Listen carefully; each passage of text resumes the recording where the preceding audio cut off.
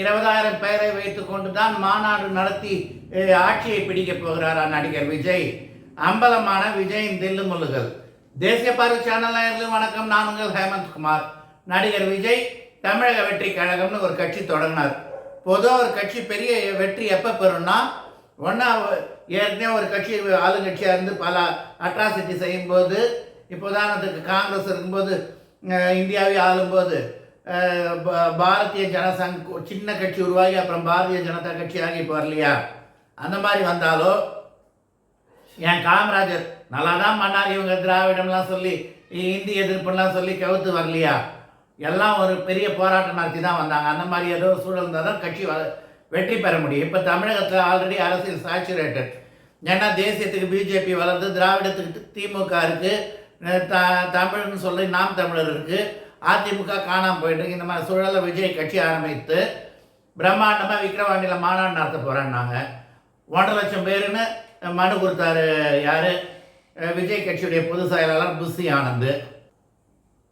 உடனே மீடியாலாம் என்ன சொன்னாங்க, 6 லட்சம் பேர் விஜயுடைய பிராண்டிங் மாஸ்டர் சொன்னாங்க. கடைசியில் என்ன ஆயிருக்கு, போலீஸ் நிறைய கேள்விகள் கேட்க புஷி ஆனந்த் கொடுத்த வண்டி அளவு பார்க்கும்போது போலீஸுடைய அனுமதி கடிதத்திலே இருக்குது, நீங்கள் கொடுத்துருக்க லிஸ்ட்டு படி 20,000 பேர் தான் வருது, ஆனால் 50,500 பேர் சொல்லியிருக்கீங்க, நாங்கள் அதுக்கு செக்யூரிட்டி தரோன்னு இருக்கு. போலீஸ் கணக்கு படி நான் இவங்க ஏற்பாடு பண்ணியிருக்க இடம் 20,000 பேர். விஜயகாந்த் 1.5 லட்சம் பேரை வச்சு மாநாடு நடத்தினார். ஏன் ஓ பன்னீர்செல்வமே திருச்சியில் 1.5 லட்சம் பேரை வச்சு மாநாடு நடத்தினார்.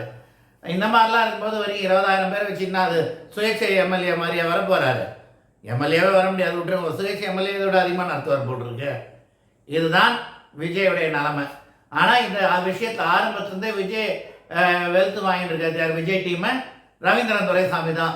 அவர் ஆரம்பத்துலேருந்தே கேட்டுருந்தார், விஜய் கட்சிக்கு என்ன செல்வாக்கு இருக்குது, எங்கேயாவது கட்சி கொடிகள் இருக்கா, போஸ்டர் விட்டுருங்க, அதில் தான் இப்போ விளம்பரத்துக்கு போடுறவங்க கட்சி கொடியாக எங்கேயாவது இருக்கா, எத்தனை இடத்துல அன்னதானம் நடந்திருக்குலாம் கேட்டிருந்தார். நானும் அது சம்மந்தமாக 2-3 வீடியோ போட்டிருக்கேன், விஜய் கட்சிக்கு செல்வாக்கு இல்லைன்னு. இப்போ இவரும் 20,000 பேரை வைத்து விழுப்புரத்தில் மாநாடு நடத்துகிறான்றது இதுக்கு மேலே எதுவும் இல்லை. ஆனால் கோட் படத்துக்கு மீடியாவில் ஹைப் காட்டுற மாதிரி கோட் படமே ஃபெயிலியர் தான். 300 கோடினாங்க, 400 கோடி பட்ஜெட்டுன்னு அவங்களே சொன்னாங்க. 300 கோடி கலெக்ஷன்னாங்க, 5 நாள் முடிஞ்சு போச்சு. இதுக்கு மேலே 100-150 கோடியே பெரிய விஷயம். லியோ 10 வசூலும் இல்லை, ஜெயிலர் கிட்டே நெருங்க முடியாது. இதுதான் இவர்கள் லட்சணம். நன்றி, வணக்கம்.